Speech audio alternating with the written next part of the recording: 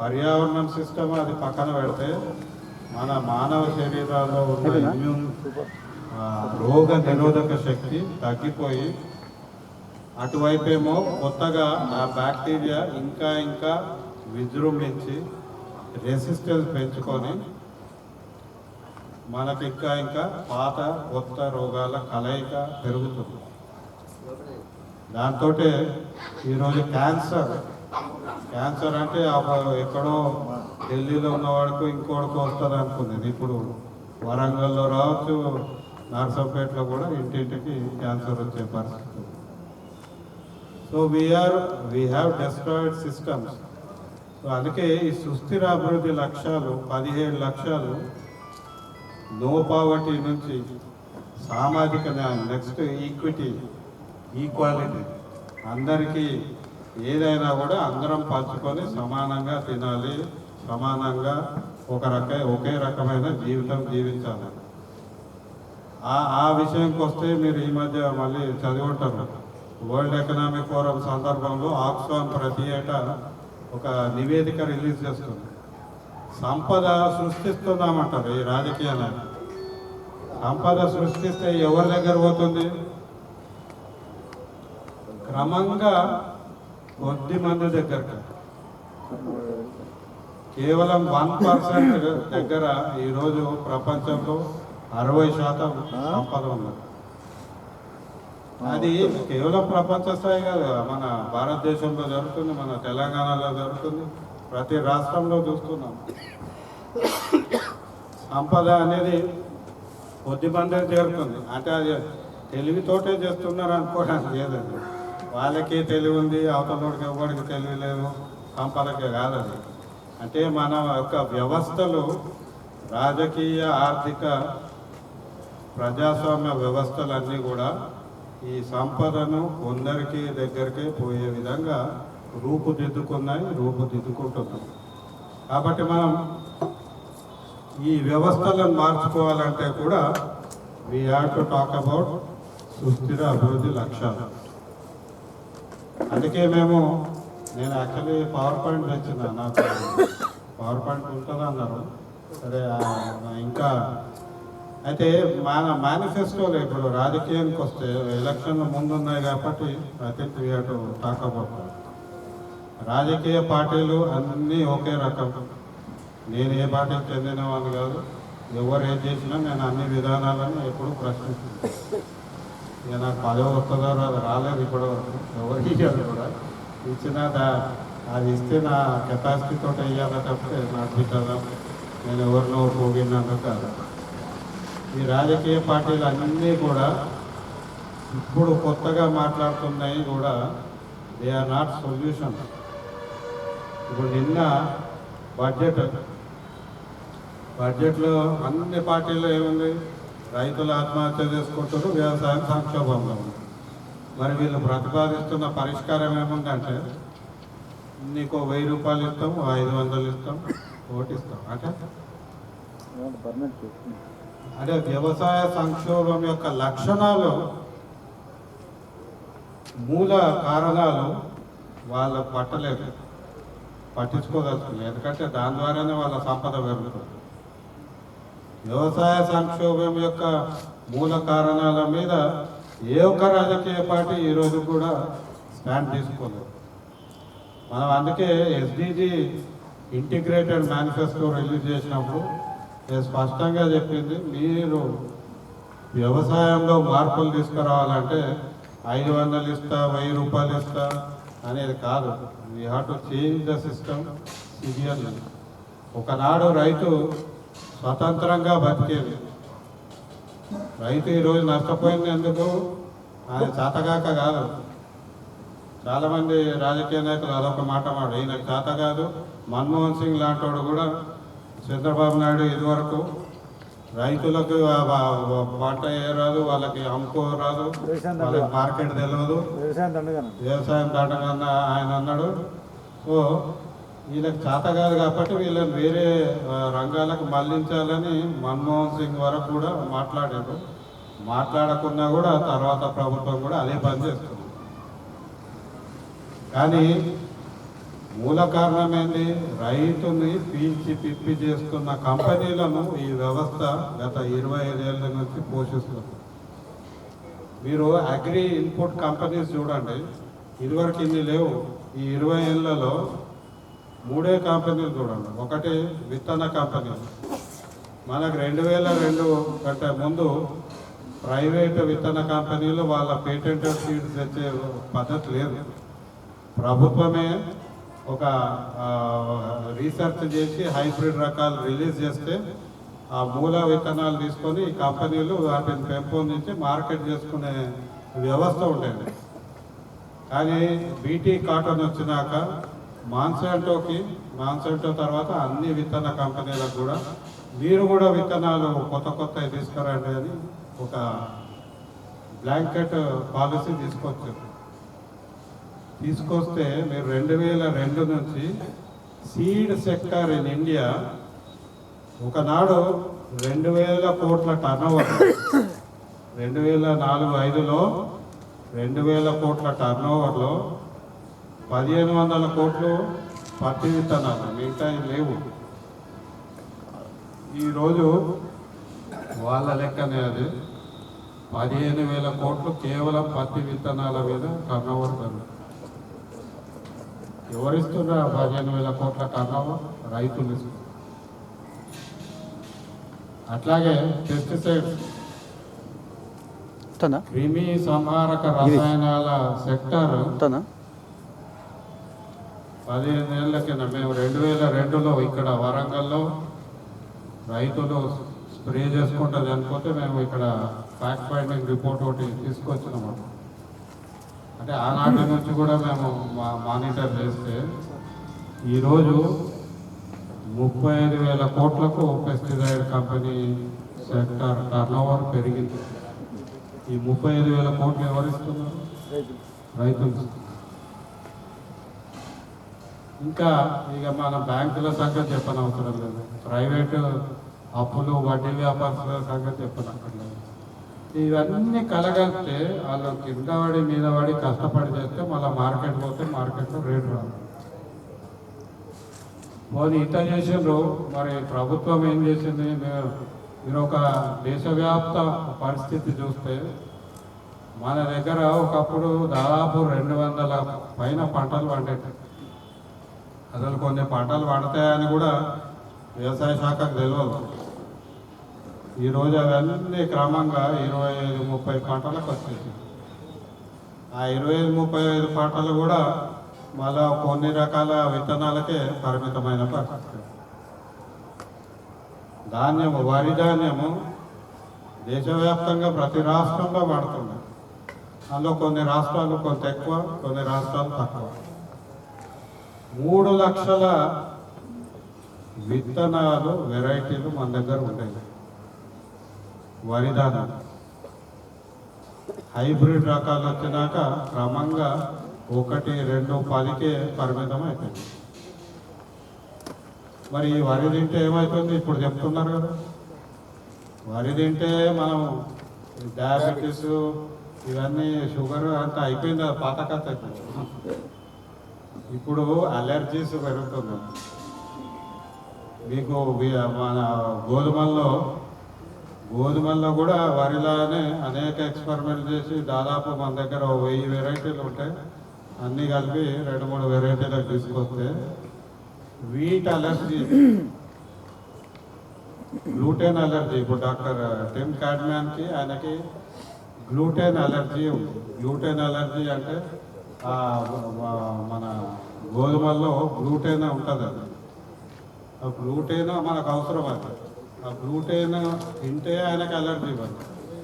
అందుకని ఆయన గోధుమలతోటి చేసింది ఏది కూడా తినడు. ఇక ఆయన తినాల్సింది ధాన్యంతో చేసింది.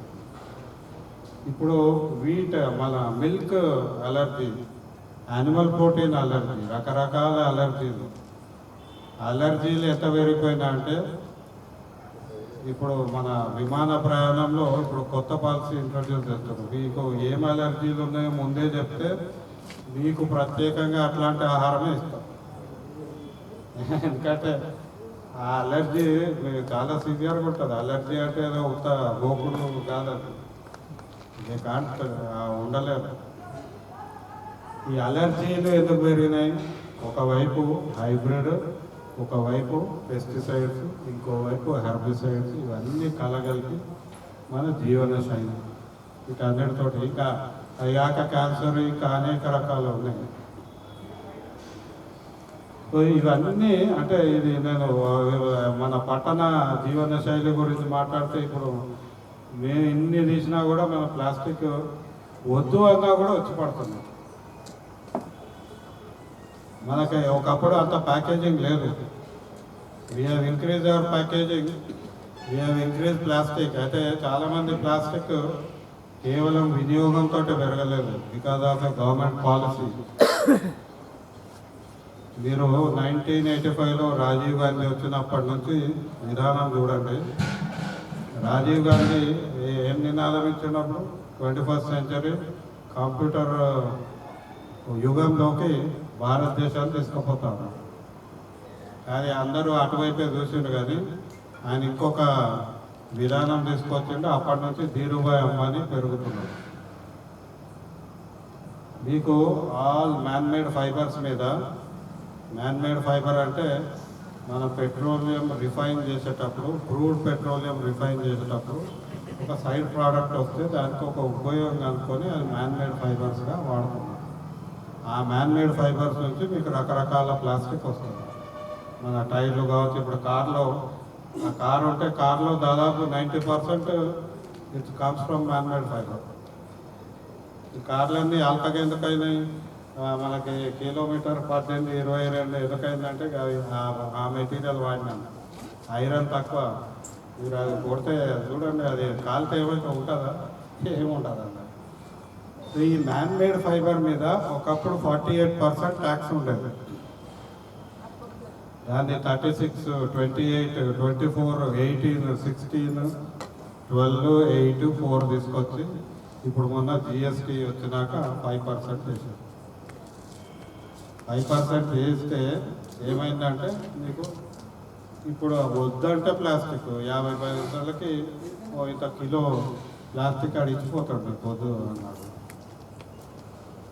So that's one policy which he's introduce for plastic. రెండో వైపు సహజ వనరులు ఏవైతే ఉన్నాయో, సహజంగా మనం పత్తి పండిస్తాము, సిల్క్ మన దగ్గర వస్తుంది, ఊలు వస్తుంది, ఉన్ని వస్తుంది. 12 రకాల సహజ నూలుతోటి మనం అనేక రకాల వస్తువులు చేస్తున్నాం.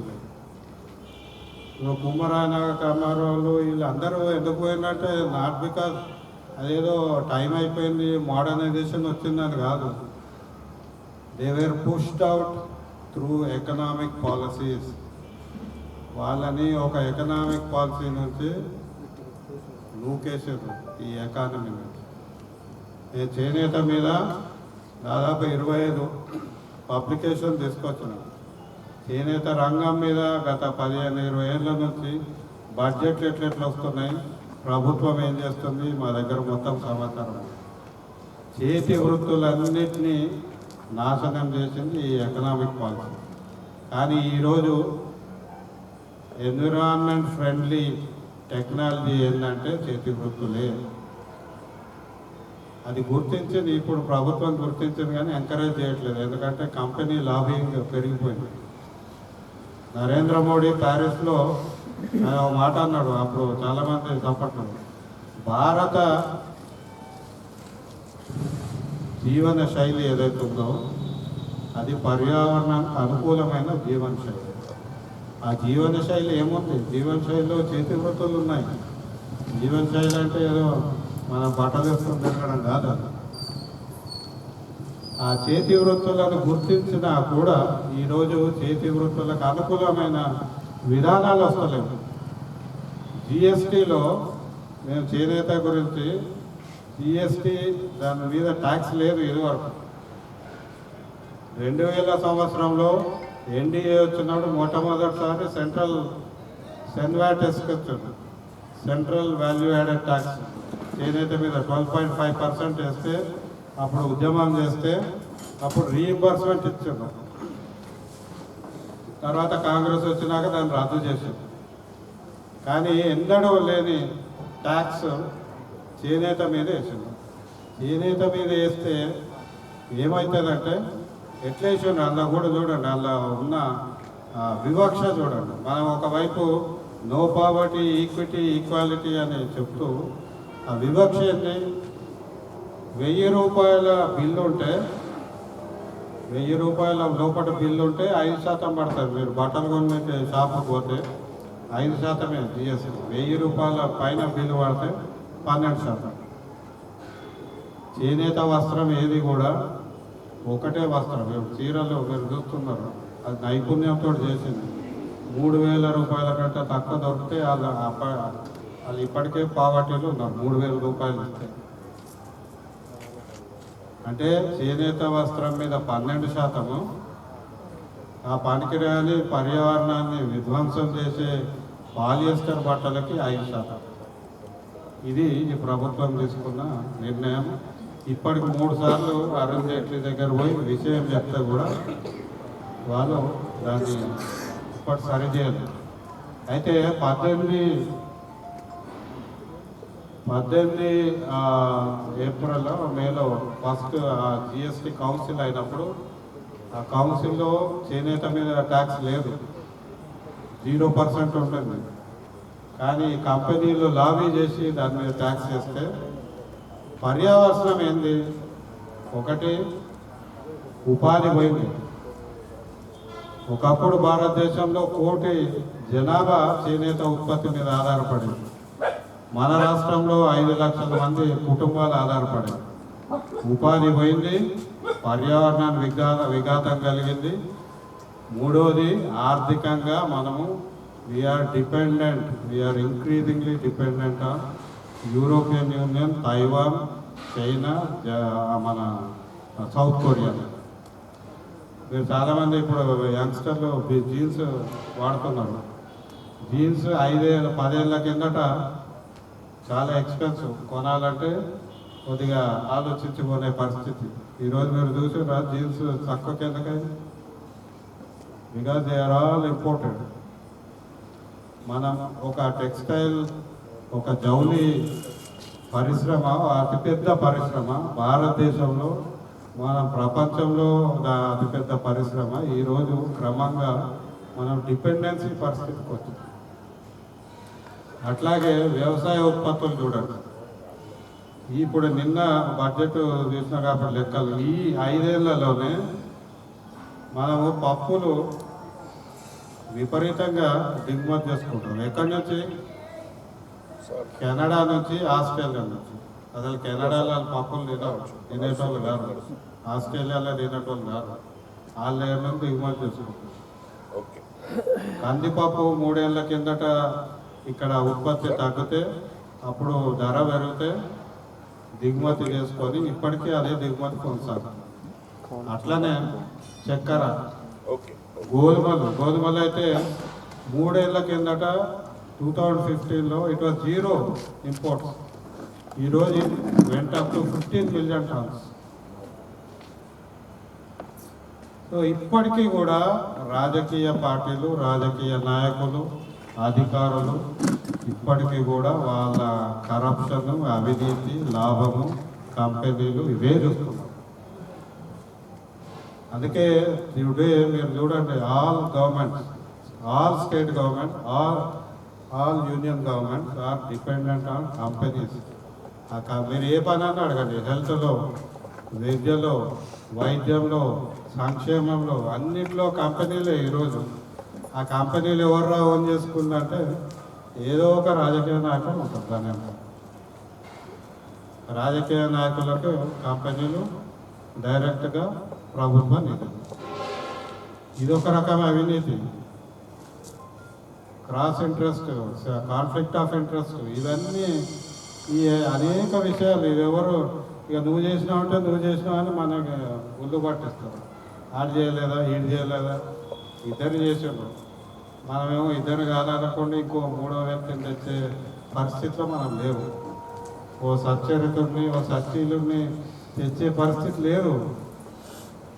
అందుకే విధానాలు మార్చుకోవాలి. మన యొక్క భవిష్యత్తు గురించి ఆలోచన లేదు. మన భవిష్యత్తు అంటే ఇప్పుడు చాలామంది ఇక్కడ మనవలు పిల్లలు ఉన్నారు. మరి వాళ్ళేంది, వాళ్ళ పరిస్థితి ఏంది? అమెరికా పోతే అమెరికాలో లేదాడ.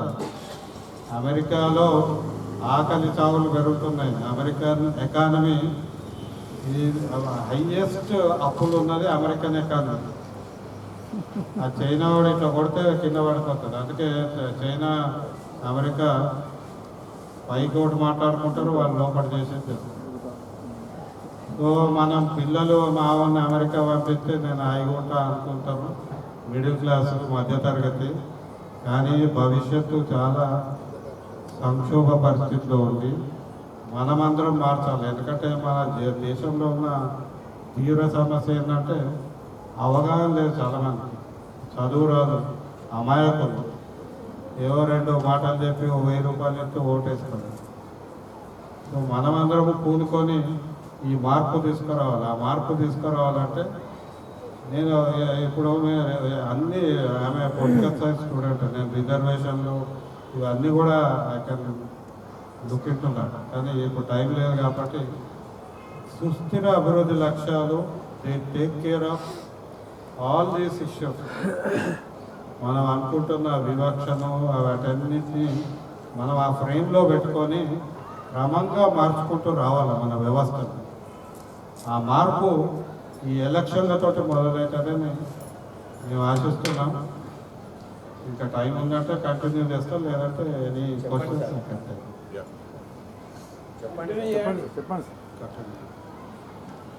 సరే. ఒక వ్యవసాయం తీసుకున్నాను. వ్యవసాయానికి వచ్చేటప్పటికి నేను యావత్మాల్లో ఇటీవల ఒక 1.5 year నుంచి మహారాష్ట్ర యావత్మాల్లో పనిచేస్తుంది. ఈ సెంట్రల్ ఇండియా అంతా black cotton soil. Black cotton అంటే అక్కడ కాటన్ పండించే రకంగా మంచి నేల, నల్లరేగడి భూమి. ఆ యావత్మాల్లో గత 10 ఏళ్ల నుంచి ఆత్మహత్యలు పెరుగుతుంది. మరి వాళ్ళంతా ఇదివరకు పత్తి పండించటోళ్ళే. ఆదిలాబాదు, ఛత్తీస్గఢ్, మీకు పైన విదర్భ, ఇవన్నీ కూడా ట్రెడిషనల్గా పత్తి పండించే రైతులే. మరి వాళ్ళు ఎందుకు ఆత్మహత్యలు చేసుకుంటున్నారు అని ఒక ప్రశ్న. రెండోది, 2017లో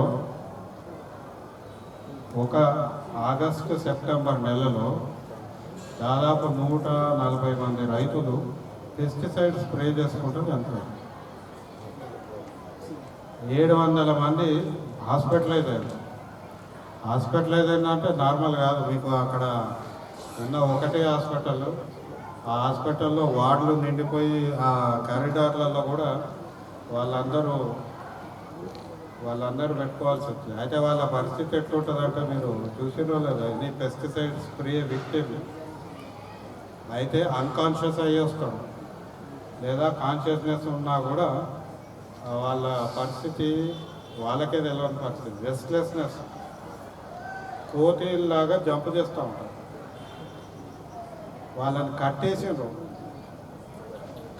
కట్టేస్తే కానీ వాళ్ళకి కొంత మెడిసిన్ ఇచ్చే పరిస్థితి ఉంటుంది. అయితే వాళ్ళకి యాంటీడోట్ ఏదైతే ఇవ్వాలో అది తక్కువ ఇవ్వడము, కొందరికి ర్యాపిడ్ యాంటీడోట్ ఇచ్చి ర్యాపిడ్గా ఇస్తే కూడా మళ్ళీ అదే సిమ్టమ్స్ వస్తాయి పెస్టిసైడ్ స్ప్రే వల్ల. ఆ రెస్ట్లెస్నెస్ డాక్టర్లు వీళ్ళకి చెప్పరు, వాళ్ళకేమో వర్క్ లోడ్. వీళ్ళకి అర్థం కాదు, మావాడు పాగలైపోయిందా, మావాడికి ఏమైందో తెలియదు. మేమైతే వీడియో తీసి నాకు ఎప్పటికీ ఆ తల్లి మంచంకి కొడుకుని కట్టేస్తే భార్య వాళ్ళకి ఏం తెలియదు కదా, ఏం చేయాలో తెలియదు. ఆయనేమో జంప్ చేస్తుంటాడు, అరుస్తుంటాడు. ఆమె ఆయనకేదో కొద్దిగా ఊపో అన్నట్టు ఆమె చేస్తుంటే తల్లి అంటే ఏం చేయలేక ఆమె ఫేస్ చూస్తే బాగా చేస్తుంది. అట్లాంటి ప్రతి సంవత్సరము జరుగుతుంది. అది పెస్టిసైడ్స్ ఎందుకు వచ్చినాయి, మనం ఎందుకు చెప్పినా అంటే ఆ సంవత్సరం ఎందుకు చచ్చిపోయినా అంటే బీటీ కాటన్ ఇంట్రడ్యూస్ చేసింది మన దేశంలో. ఎందుకు? మీకు ఉత్పాదకత పెరగాలి, ఎకరాకి మీరంతా కింద పడి మీద పడి 4 క్వింటాలే పండిస్తారు, 12-15 క్వింటాలు వస్తాయి బీటీ కాటన్ అని చెప్పింది. 2002లో దానికి పర్మిషన్ ఇస్తే BT1 వచ్చింది. మరి BT1 ఏంది? BT1 గింజలో దాని యొక్క డిఎన్ఏలో మీకు ఈ మట్టిలో ఒక బ్యాక్టీరియా ఉంటుంది. ఆ బ్యాక్టీరియాలో ఒక విషం ఉంటుంది. ఆ విషాన్ని ఈ పత్తి గింజలో చొప్పించి మీ పత్తి కాయని తినే కాయ తొలిచే పురుగు చచ్చిపోతుంది. మీకు పెస్టిసైడ్ స్ప్రే చేసే పని లేదు, మీకు ఖర్చు తగ్గిపోతుంది, పత్తి రైతులంతా ఆత్మహత్య చేసుకునే పని ఉండదని ఆ టెక్నాలజీ తీసుకొచ్చారు. అది క్రై1 ఏసీ మొదట, అందుకే BT1 అంటారు. BT1 తెచ్చినాక అది ఎక్స్పెరిమెంట్ 2004 అది ఇంట్రొడ్యూస్ చేసిందే 2003-04లో. 2005 కల్లా అది పనిచేయదని అర్థమైపోయి BT2 తీసుకొచ్చారు 2006లో. అంటే అందులో ఒకటే దాని యొక్క జన్యువు ఒకటి పెడితే సరిపోదు, 2 పెడతాడు. అందుకే BT2 అన్నారు. BT2 తెచ్చింది 2006లో. 2010 కల్లా దాని పని కూడా పతా అయిపోయిందని ఆ కంపెనీ కూడా 2012లో ఒప్పుకుంది. మాన్సాంటో కూడా. ప్రభుత్వాలకు తెలుసు, శాస్త్రవేత్తలకు తెలుసు ఈ పత్తి విత్తనము దీని యొక్క సామర్థ్యం పోయింది, దీని మీద పురుగులు ఎప్పుడైనా అటాక్ చేయొచ్చని తెలిసింది. అయినా కూడా ఆ విత్తనాన్ని విడ్రా చేయకుండా ఒకప్పుడు 2-3 హైబ్రిడ్లలో ఉండేది, 883 హైబ్రిడ్లలో పెట్టి ఏ కంపెనీ వాడు ఆడ పెట్టుకొని అమ్ముకొని కోట్ల రూపాయలు గడించారు, ఇప్పటికీ గడిస్తున్నారు. అయినా కూడా ఇది సరిపోతలేదని ఇప్పుడు కొత్తగా BT3 అని అది ఇల్లీగల్గా తీసుకొచ్చారు. BT3లో ఈసారి 2 కాకుండా కొత్తగా హెర్బిసైడ్ టాలరెంట్ గ్లైసిన్ అని తీసుకొచ్చారు. అది ఇల్లీగల్. హెర్బిసైడ్ టాలరెంట్ BT3 విత్తనం. దాన్ని BT3 అంటారు కానీ యాక్చువల్లీ అది హెర్బిసైడ్ టాలరెంట్. హెర్బిసైడ్ ఏంది? కలుపు మొక్కలను చంపేసే కలుపు కలుపు రసాయనం. ఆ రసాయనము మనం స్ప్రే చేసుకుంటూ పోతే ఈ పత్తి మొక్క చావదు, పక్కన కలుపు చచ్చిపోతుంది. ఇది ఆ టెక్నాలజీ. హెర్బిసైడ్ టాలరెంట్ అంటే హెర్బిసైడ్ స్ప్రే చేసినా ఆ మొక్క చచ్చిపోదు, పక్కన మనకు అవసరం లేని కలుపు చచ్చిపోతుంది అని ఇల్లీగల్గా వితౌట్ అప్రూవల్ తీసుకొస్తే ఇప్పటికి 4 ఏళ్ళు అయింది. ఇప్పటి వరకు ఒక్క కంపెనీ మీద ఒక్కళ్ళు కూడా చర్యలు. అన్ని ప్రభుత్వాలు, తెలంగాణ ప్రభుత్వం రాసింది, ఆంధ్రప్రదేశ్ ప్రభుత్వం రాసింది, మహారాష్ట్ర గవర్నమెంట్ రాసింది, ఒక్క కంపెనీ మీద చర్య తీసుకోలేదు. నిన్న 3 రోజులైంది. ఇప్పుడు ఆంధ్రప్రదేశ్ ప్రభుత్వం ఒక ప్రెస్ రిలీజ్ ఇష్యూ చేసింది.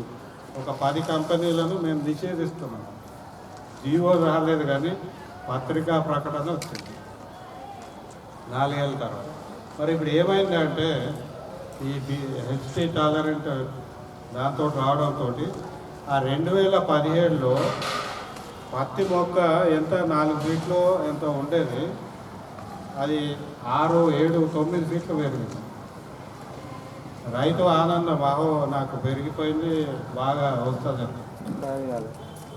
వచ్చే వరకు అదే సంవత్సరంలో అది అటు ఇటు చేసి చైనా స్ప్రేయర్లు వచ్చినాయి, తైవాన్ స్ప్రేయర్లు అంటారు. మనకి ఇప్పటిదాకా హ్యాండ్ పంపులే, ఇట్లా కొడితే పెస్టిసైడ్ ఇట్లా మనం చల్లినట్టు ఉంటుండే. ఈ స్ప్రేయర్లు బ్యాటరీ ఆపరేటెడ్ తైవాన్, చైనా స్ప్రేయర్లు రావడంతో ఇవి స్ప్రే చేస్తే మన తుంపర్లాగా పడుతుంది. ఇది ఏమైంది, కలగలిపి 2017లో హైట్ పెరగడంతో వీళ్ళు స్ప్రే చేయడం, పైకి స్ప్రే చేసుకుంటూ నడవడము. తర్వాత ఈ డెన్స్ ప్లాంటింగ్ అని ఇప్పుడు కొత్తగా ఏం చేశారు, ఇది ఒక కాన్స్పిరసీ. మీరు ఎకరాకి ఎన్ని పత్తి గింజలు వేయాలని ఏ శాస్త్రవేత్తనని అడగండి, 10 మంది 12 రకాల అభిప్రాయాలు చెప్తారు. ప్యాకెట్ 650 గ్రాములు, అది ఏందో ఆ లెక్క ఏందో ఎందుకో తెలియదు. ఒక్కొక్క రైతు 3 ప్యాకెట్లు 4 ప్యాకెట్లు, రంగారెడ్డిలో అయితే మేము యావరేజ్ 25 ప్యాకెట్లు కూడా ఇస్తాం. డెన్స్ ప్లాంటింగ్ అనేతోటి మీకు అది చిట్టడవిలాగా అయిపోయి హైట్ పెరిగిపోయి ఇక కింద పాములు ఉంటాయేమో అని వీళ్ళు భయపడి అసలు గ్లైఫోసైట్ కొట్టరు ఆ టైంలో. అంటే హెర్బిసైడ్ కొట్టరు. హెర్బిసైడ్ కొట్టడంలో పైన కాయ వచ్చే పురుగు వచ్చిందని దానికి కొట్టరు.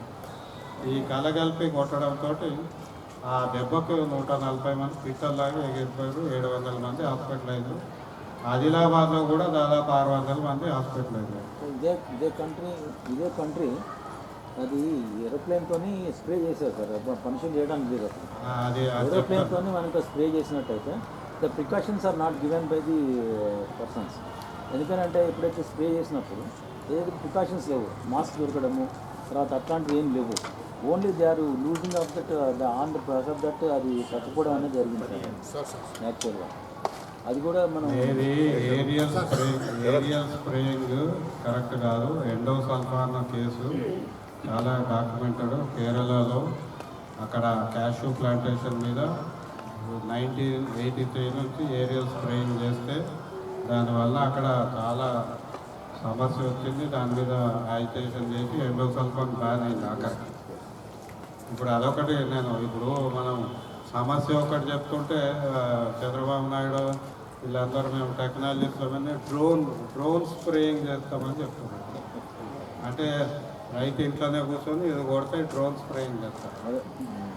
కానీ ఏ పెస్టిసైడ్ అయినా మనం కేవలం we're not talking about impact on రైతుల మీద కాదు, రైతుల మీద యొక్క దుష్ప్రభావం గురించే కాదు, అసలు జీవం మీద, మన నేల మీద, నేలలో ఉన్న సారం మీద, వీటన్నిటి మీద దుష్ప్రభావానికి నేను వస్తుంది. ఇప్పుడు గ్లైఫోసేట్ తోటి సూపర్ వీడ్స్ పెరిగినాయి అమెరికాలో.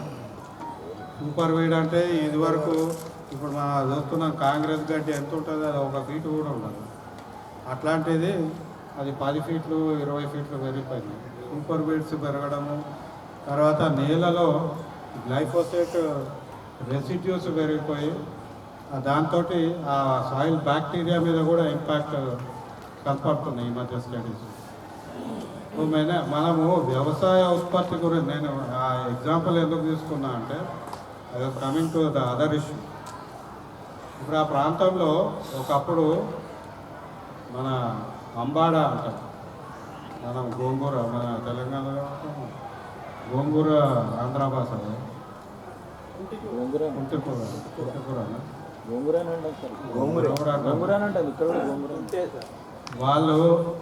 వాళ్ళు ఈ పత్తి మధ్యలో ఇప్పుడు కాదు 70-60 ఏళ్ళ క్రితం నుంచి కూడా పత్తి మధ్యలో ఇవన్నీ వండేది.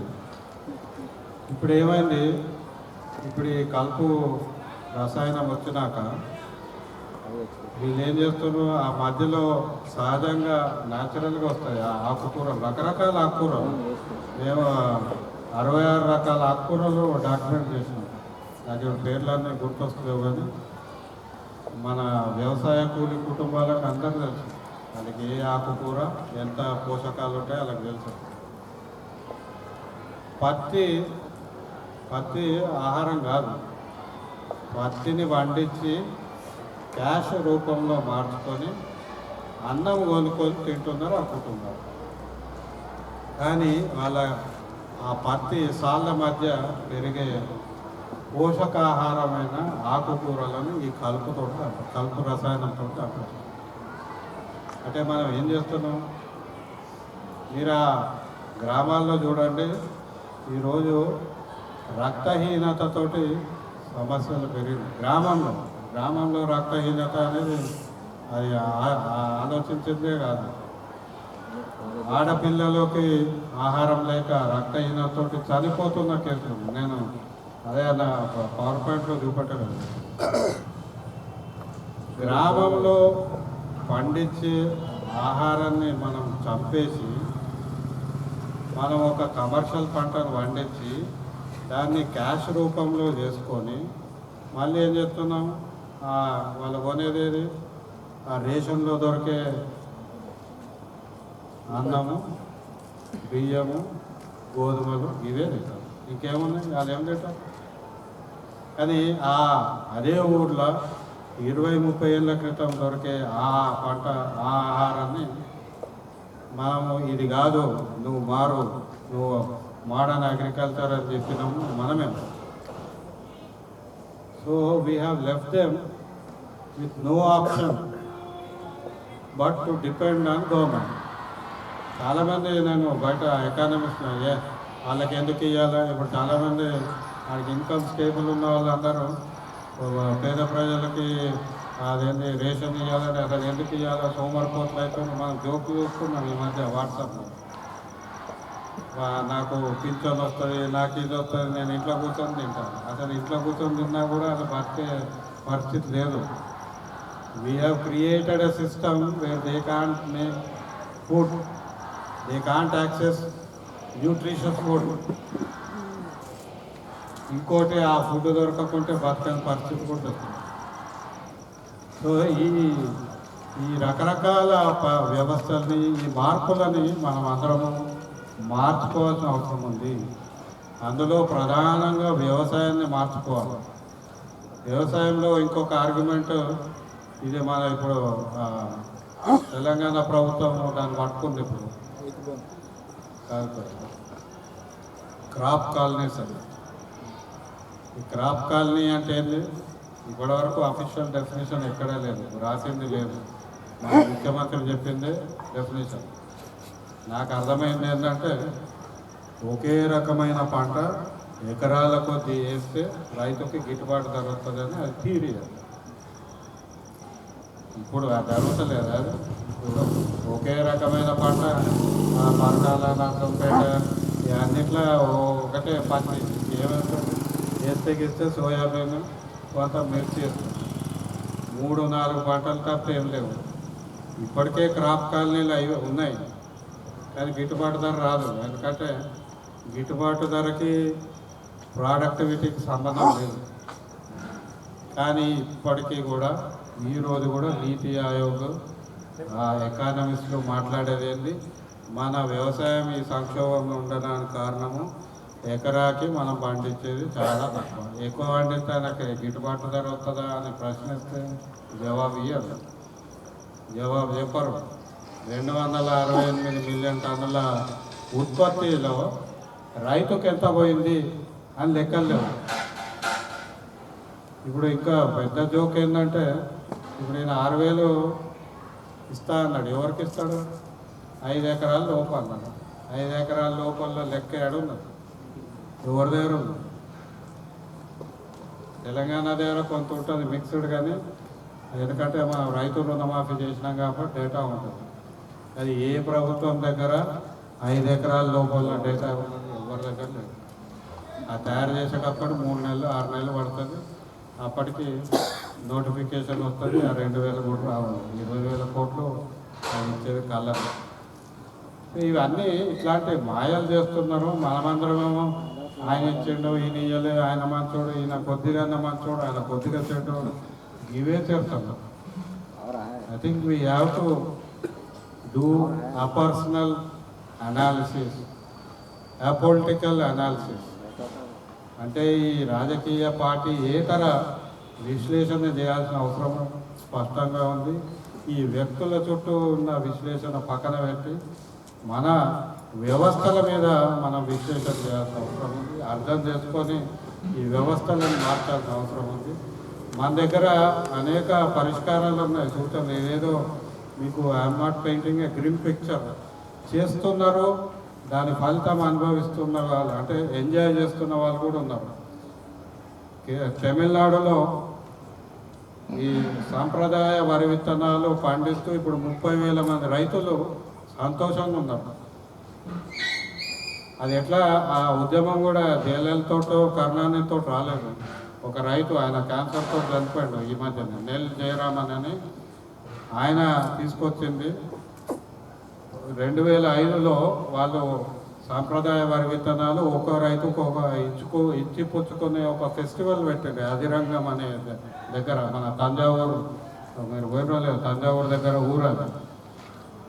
ఇప్పుడు ఆ విత్తనాలు ఓపెన్ సోర్స్, అమ్ముడు గిమ్ముడు ఏం లేదు. ఇదివరకు మన రైతు ఒక రైతు దగ్గర ఇంకో రైతు తీసుకొని పండించుకుంటే వాళ్ళు నమ్మకం ఉంటుండే. ఇప్పుడు వీడు సర్టిఫై చేసినా నమ్మలేని పరిస్థితి ఉంది. వాళ్ళు 10 రకాల వరి విత్తనాలు, సాంప్రదాయ వరి విత్తనాలు ఎక్స్చేంజ్ చేసుకోవడం మొదలుపెట్టి ఈరోజు 250 రకాలకు వచ్చారు. అండ్ అందులో ఎన్ని రకాలు అంటే ఒకటి ఉంది మాపిల్లై చాంబా అని. తమిళ్లో మాపిల్లై అంటే అల్లుడు, అల్లుడు తినాల్సిన వరి బియ్యం అంటే ఏందో అర్థం చేసుకోండి. And that is a serious problem in India ఈరోజు. నపుంసకత్వము, నర్వస్ బ్రేక్డౌను,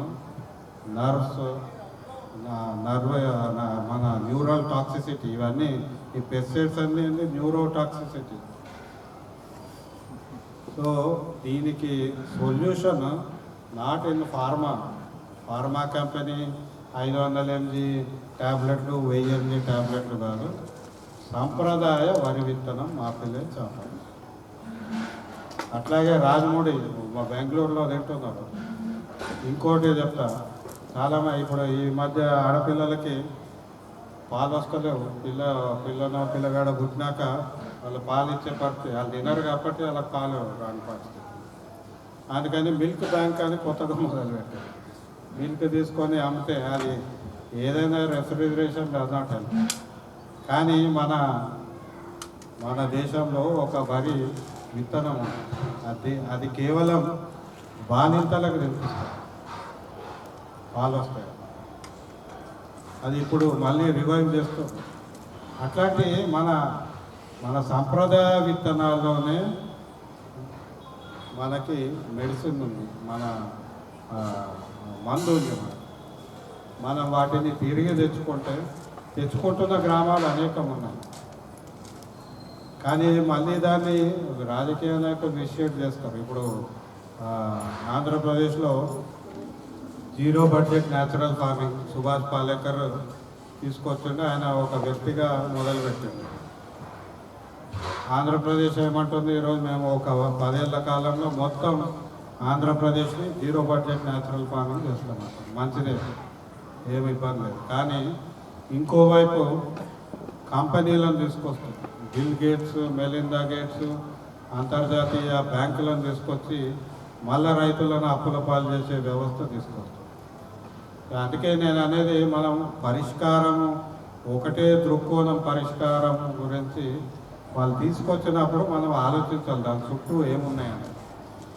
ఈరోజు ఏపీ 0 బడ్జెట్ న్యాచురల్ ఫార్మింగ్ చేయాల అవసరం ఉంది. కానీ దాని చుట్టూ మళ్ళీ మనము ఏదంటే ఫార్మర్ ప్రొడ్యూసర్ ఆర్గనైజేషన్స్ అని తీసుకొచ్చి 17,000 కోట్ల అప్పు తీసుకొచ్చి ఆ అప్పుని రైతుల మీద రుద్దే ప్రయత్నం జరుగుతుంది.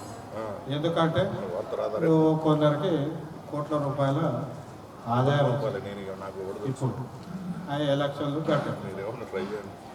ఇవన్నీ మనం లోతులో పోవాలి. మీడియా కూడా మనకు అన్నీ చెప్పరు, వాళ్ళకే తెలియదు. అనేక విషయాలు ఆ లోతుల్లో పోయి చూస్తే కానీ తెలియదు. ఆ లింక్ ఎక్కడి నుంచి ఎక్కడ దాకా ఉందండి. వరల్డ్ ఎకనామిక్ ఫోరంలో మన లోకేష్ ఎందుకు వెళ్తున్నాడు, కేటీఆర్ ఎందుకు వెళ్తున్నాడు, ఇంకో రాజకీయ నాయకుడు ఎందుకు పదే వీళ్ళని ఇన్వైట్ చేస్తున్నారు. వీళ్ళు అక్కడ వాళ్ళకి లాభమా, వాళ్ళు ఇక్కడికి వచ్చి మనకు లాభం చేస్తారా? స్పష్టంగా చెప్పమన్నాడు, పెట్టుబడి తెస్తున్నామా అంటారు. ఏం పెట్టుబడి తెస్తారు? ఆ పెట్టుబడి తెచ్చేటప్పుడు అది ఏమడుగుతున్నాడు? ఈ ప్రశ్నలన్నింటినీ మనం అడగాలి, జవాబు చెప్పాలి. కానీ మనం అడగము, జవాబు చెప్పాలి. వాళ్ళు పోయి చేస్తుంది ఏంటంటే ఒప్పందాలు చేసుకుంటారు, ఇక్కడికి వచ్చి ఏదో చేస్తారు. ఈ విపరీతమైన ఎక్స్ప్లాయిటేషన్ కనీసం మన దగ్గర ఇంకా తక్కువ ఉంది. కానీ వియత్నాం, ఇండోనేషియాలో అయితే అక్కడ దీవులే కంపెనీలకు ఇచ్చేసారు. అవే కంపెనీలు ఇప్పుడు ఈ 0 బడ్జెట్ న్యాచురల్ ఫార్మింగ్ ద్వారా మళ్ళీ వీడికి వచ్చే ప్రయత్నం చేస్తారు. విత్తనాలలో ప్రపంచవ్యాప్తంగా 6 కంపెనీలు 75% మార్కెట్ కంట్రోల్ ఉండేది. ఇప్పుడు ఒకదాన్ని ఒకటి మింగితే ఇప్పుడు 3 కంపెనీలు మిగిలింది. మాన్సాంటోని కూడా బేయర్ కంపెనీ కొనేసింది. సింజెంటా అని కెమ్చైనా అని కొన్నది. సో విత్తన కంపెనీల్లో ఇప్పుడు విత్తన సామ్రాజ్యం ఎవరి చేతిలో ఉందంటే కేవలం 3 కంపెనీల చేతులు ఉన్నాయి. పేటెంట్లు వాళ్ళ చేతులు ఉన్నాయి. మాన్సాంటో ఇదివరకు రాసుకునేది, వి ప్రమోట్ అగ్రికల్చర్ విచ్ వాడు ఏమంటాడంటే నేను చెప్పని వ్యవసాయం జరగదు అని అడుగు ట్యాగ్ లైన్ రాసుకున్నాడు మాన్సాంటో. అంటే అది బలిపేస్తుంది కూడా. వాడు చెప్పని వ్యవసాయం జరగదంటే ఈ కంట్రోల్స్ యుఎస్ కాంగ్రెస్ మాన్సాంటో. ఈరోజు మనం ఇంకా మన దగ్గర విశ్లేషణ లేదు. మన దగ్గర కూడా ఈ ఎంపీలు ఎమ్మెల్యేలు ఏ కార్పొరేట్ కంపెనీ చేతులు ఉన్నారో, ఏ గ్రూప్ చేతులు ఉన్నారో మనం చూడాలి. సో ఇవన్నీ గుత్తాధిపత్యం దిశగా పోతున్నాయి. సహజ వనరులన్నీ కూడా ఇంకా మనం ఒకవైపు కొట్లాడుతున్నా, ఒకవైపు ఆందోళన చెందుతున్నా, ఇంకోవైపు ఆ వ్యవస్థను ఆ విధంగా మారుస్తున్నారు. సో అందుకే సుస్థిర అభివృద్ధి లక్ష్యాల గురించి మాట్లాడాను. మీకు నేను నా లింక్ ఎవరికైనా పంపిస్తాను, మీరు చూడండి. మళ్ళీ నేనైతే దగ్గర కాబట్టి I can come again and discuss with you. మళ్ళీ డీటెయిల్గా మనం మాట్లాడుకోవచ్చు. Thank you.